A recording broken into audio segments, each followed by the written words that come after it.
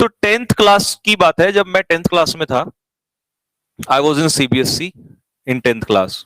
और मेरे स्कूल का नाम था के पब्लिक स्कूल। के पब्लिक स्कूल मेरे स्कूल का नाम था। तो आई वॉज वेरी मतलब studious kind of guy in tenth class. ठीक है। तो टेंथ का बोर्ड एग्जाम होता है। अभी आजकल बोर्ड में इतना वो नहीं होता, पहले बोर्ड बहुत बड़ी चीज होती थी। तो बहुत ज्यादा मतलब मेरे ऊपर पढ़ाई का प्रेशर था, बहुत ज्यादा। घर वालों की उम्मीदें बहुत ज्यादा थी। अच्छा, वही चीज क्योंकि हम 90s वाले लोग हैं, तो 90s वालों के टाइम पे क्या होता था कि डंडा बहुत मिलता था। मतलब प्यार से नहीं समझाया जाता था। अगर गलती है या कम मार्क्स आए हैं तो डंडा पिलाई होती थी। तो मतलब बहुत ज्यादा प्रेशर था। और प्रेशर इतना ज्यादा हो गया था कि दिमाग बहुत खराब रहता था। तो दिन रात हमने मेहनत करी। और इतने भी नहीं थे हम कि बहुत ज्यादा आउटस्टैंडिंग थे, लेकिन अपनी जितनी भी हमारी शक्ति थी उससे ज्यादा मेहनत करते थे। तो मैंने जैसे तैसे करके मैंने दिन रात मेहनत करी। तो मैं अपने गांव से जाता था स्कूल में ना, सीबीएसई बोर्ड था मेरा, स्कूल था। तो गांव में तो होता नहीं था स्कूल, तो वो 12-13 किलोमीटर था। तो आप विश्वास नहीं करोगे, मैं साइकिल पे जाता था। ठीक है। 10-11 किलोमीटर साइकिल चलानी होती थी, और 10-11 किलोमीटर साइकिल आनी होती, आके चलानी होती। तो मैंने ये देखा कि साइकिल मैं तो आने जाने में ही रह जाता हूँ चलाने में। जैसा कि आप कई बार देखते हो कि आप सेल्फ स्टडी नहीं कर पाते, तो मैं सेल्फ स्टडी नहीं कर पाता था। फिर ट्यूशंस भी पढ़ने होते थे। आपको पता है ट्यूशंस का भी एक बड़ा क्रेज होता है ना। तो ट्यूशंस भी पढ़े। अच्छा, प्रैक्टिकल का बड़ा सीन रहता था। प्रैक्टिकल ट्यूशन टीचर से नहीं पढ़े तो प्रैक्टिकल के मार्क्स की दिक्कत। तो कहीं ना कहीं हम बहुत ज्यादा फंसे हुए थे। अब समस्या ये थी कि टाइम नहीं मिल पा रहा था। तो मैं घर से फिर रूम लेके वहीं रहने लगा अकेला ही, और उस छोटी सी एज में। तो पढ़ाई का भी काफी अच्छा भूत सवार हो गया था, क्योंकि कंपटीशन वाली फीलिंग आ गई थी। तो मैंने बहुत सारी मेहनत करी, लेकिन मैं अपने अंदर से खुश था। और मेरे जो मार्क्स आए, लेकिन घर वालों के अपोजिट थे। तो टेंथ क्लास में I got 87% of my marks. तो टेंथ क्लास में जो मेरे नंबर थे वो थे 87%। तो भैया 87% मार्क्स आए। दिल में मेरे अंदर बहुत खुशी हुई, क्योंकि मैं तो अपनी तादाद से ज्यादा ही मेहनत कर रहा था। लेकिन जैसे ही घर वालों को पता चला 87% मार्क्स आए, तो बस हंगामा हो गया। और इतना बड़ा हंगामा हुआ, इतना बड़ा हंगामा हुआ कि मेरा मतलब मेरे को ऐसा मन करने लगा कि यार क्या ही करूं, बस कोई सुनने वाला समझने वाला नहीं है। क्योंकि घर वालों को चाहिए थे कि, मतलब समझ रहे ना, हर घर वालों की एक्सपेक्टेशंस। और जो बच्चे बोर्ड में है ना बेटा, तो अगर आपके छोटे भाई बहन है कोई, उसको भी बताइएगा। तो इतना प्रेशर, बहुत ज्यादा मैं परेशान होने लगा। घर में अंदर जाऊं तो घर में जाने का मन नहीं करता, बाहर ही बाहर घूमता रहता। ठीक है। क्योंकि पेरेंट्स को मतलब एक ही बात चाहिए थी, बस एक ही बात, कि टॉप 3 में। अब यार टॉप 3 वाले भी तो मेहनत ही कर रहे हैं, हम भी मेहनत ही कर रहे हैं। अच्छा, टॉप 3 में भी अगर मेरे को तो ऐसा लगता था कि टॉप 3 में भी अगर आ जाते, और या सेकंड या थर्ड आते, तो पता क्या बोलते, फर्स्ट क्यों नहीं आया। तो ये समस्या लगातार रहती है। अब फर्स्ट में तो एक ही रहेगा। तो ये बहुत बड़ी समस्या मेरे साथ चली। तो मैं परेशान हो गया बहुत ज्यादा। तो 11th क्लास में क्या हुआ, फिजिक्स सही थी, पहले से मेरी हाइट वगैरह ठीक थी। तो हमारे एक सर थे, अभी भी मेरे को नाम याद है उनका, सूरजपाल हुड्डा नाम था उनका। हाँ, सूरजपाल हुड्डा थे। और वो पीटीआई थे, फिजिकल के टीचर थे। तो उन्होंने क्या किया, जैसे हम 10th के बाद 11th में आते तो सूरज सीनियरिटी फील होती है ना, तो हम सीनियर टाइप के थोड़े हो गए। अब उन्होंने देखा ये हट्टे खट्टे हैं, तो हमारा एक ग्रुप छाट लिया उन्होंने। और उन्होंने सोचा कि अब इनके ऊपर दांव खेला जाए। तो वो हमें क्या करते, हमें क्लास से उठाते और सीधा ग्राउंड में। अब हमें बड़ा मजा आने लगा। पढ़ाई में तो आपको पता ही है, मन कहां लगता है। तो अब हमें मौका, वैसे हम बंक मारते तो टीचर्स बोलते, लेकिन हमने फिर बंक मारने का ऑप्शन नहीं था। तो जैसी पीटीआई साहब आते, अब पीटीआई का तुम्हें पता ही है, उनका एक अलग ही रौब चलता है। टीचर भी कुछ नहीं बोलते। बोला कि कहां जाना है, ग्राउंड प्रैक्टिस। क्यों जाना है, कि स्कूल की तरफ से खेलने जाना है। तो हम जैसे ही तुरंत आए, बैग रखा और चले गए। तो इस तरीके से मेरा जो 11th क्लास है वो बहुत ज्यादा खराब हो गया। लेकिन मेरा पूरा का पूरा इंटरेस्ट हुड्डा साहब ने बदल दिया था एथलेटिक्स की तरफ। और मेरी जो अपनी पर्सनल रेस, कभी मैं इस बार गांव जाऊंगा, मेरे ध्यान नहीं रहा, तो मैं आपको अपने मतलब आज जब मैं जाके उन्हें देखता हूं ना, और मम्मी के जो बक्सा होता है उसमें रखे होते हैं, तो काफी खुशी मिलती है। तो वो मेडल्स वगैरह, तो मेरा जो रेस होता था वो 100 मीटर और 200 मीटर होता था। 100 200 मीटर का रहता था। तो मैंने स्कूल की तरफ से मतलब वो जीता। बट मैं स्कूल का वो नहीं बन पाया, चैंपियन नहीं बन पाया, क्योंकि मेरा एक दोस्त था, उसका नाम था विशेष प्रताप गुज्जर। तो वो मेरे से आगे रहता था, जबकि उसकी हाइट मेरे से कम थी थोड़ी, बट वो बहुत ही तेज पिकअप लेता था।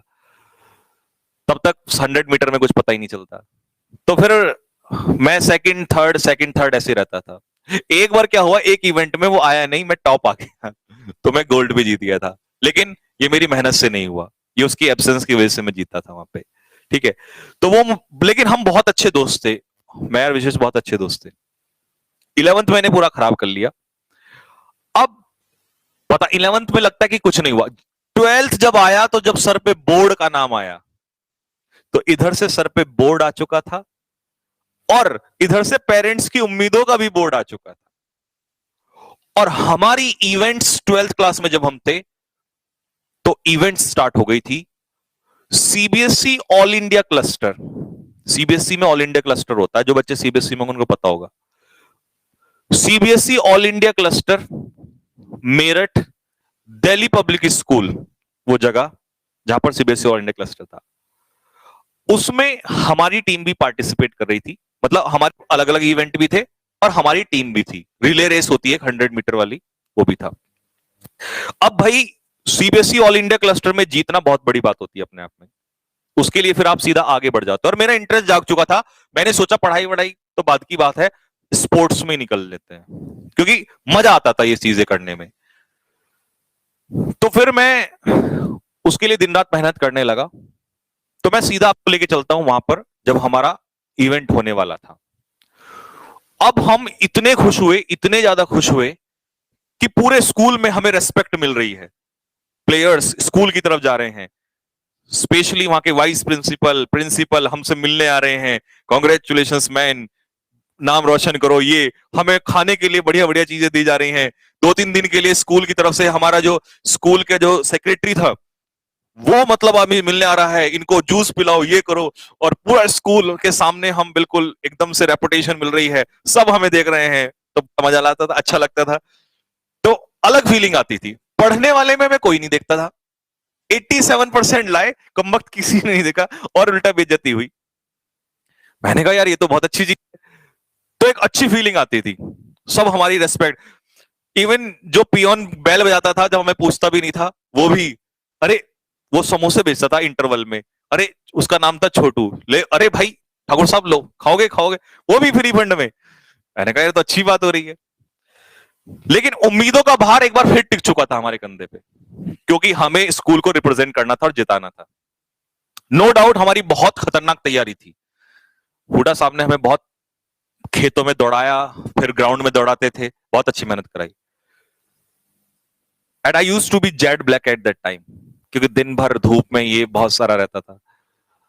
तो हम पहुंचे। अब सब लोग, हमारा पूरा स्कूल के ज्यादातर लोग, स्टाफ मेंबर्स, प्रिंसिपल, सेक्रेटरी, सब पहुंच गए, क्योंकि स्कूल का नाम रोशन होना था। तो मैं और मेरा दोस्त विशेष प्रताप गुज्जर, मैं उसके गले में ऐसे डाल के हाथ, और वहां पे ऐसे घूम रहा था। तो अगर आपको याद हो, उस समय पर एक पीटी शूज करके जूते आते थे, याद है? मतलब अभी का तो मेरे को पता नहीं, पर उस समय पर पीटी शूज ही पहनते थे। हमारे पास पीटी शूज होने का बड़ी बात होती थी। तो पीटी शूज से दौड़ा करते थे। तो मेरे पैर में पीटी शूज थे उस समय पे।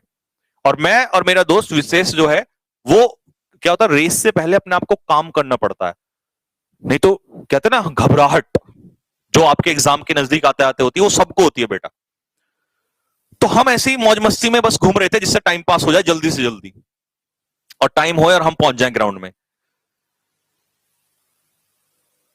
तो जब हम घूम रहे थे, तो वहां क्या था, एक साइड में थोड़ा सा कंस्ट्रक्शन हो रहा था। और जब हम चल रहे थे, तो सडनली क्या हुआ, जैसे ही मैं आगे बढ़ा, और मैं ऐसे रुक गया। और जैसे ही मैं रुका, मेरा दोस्त आगे खींचे और मैं वहीं पे खड़ा हो गया। अब दोस्त ने कहा भाई क्यों रुका, तो क्या हो गया? मैंने कहा विशेष सब कुछ खत्म हो गया। उसने कहा क्यों, क्या हुआ? मैंने कहा सब खत्म हो गया भाई, अब कुछ नहीं बचा है। सपने टूटना ना किसे कहते हैं, मैंने तभी आपको कहा था कभी पूरी जिंदगी में तो बहुत स्ट्रगल है बेटा, तुम तो एक बार फेल हुए हो। मैंने कहा विशेष सब खत्म हो गया, सब उम्मीदें, सब चीज खत्म हो गई। मैंने कहा अब तो पेरेंट्स, मतलब एक सेकंड में मेरे को सब कुछ याद आ गया, अब क्या क्या गलत बहुत बुरा होने वाला है। शायद मैं यहां से निकल जाता, ऑल इंडिया क्लस्टर में आगे बढ़ जाता तो शायद पेरेंट्स भी सपोर्ट करते, लेकिन सब गड़बड़। उसने कहा क्या हुआ? मैंने कहा नीचे देख क्या हुआ। मेरा जो पैर था वो उस कील के ऊपर पड़ा हुआ था जो किसी फट्टे में लगी हुई थी, और वो जो कील है आप बिलीव नहीं करेंगे, वो मेरे पैर के बाहर आ चुकी थी ऐसे यूं। और ब्लड जो है वो इस तरीके से पूरा जूता लाल हो गया था, व्हाइट शूज होते थे पीटी शूज, लाल हो गया था। और जैसे ही व्हाइट उसने देखा, उसको चक्कर आने लगे बिल्कुल। मैंने कहा भाई जल्दी कर फटाफट, अब टाइम नहीं है। उसने कहा अब इसमें क्या हो, तो मैंने फटाक से उसको निकाला। मैंने कहा अब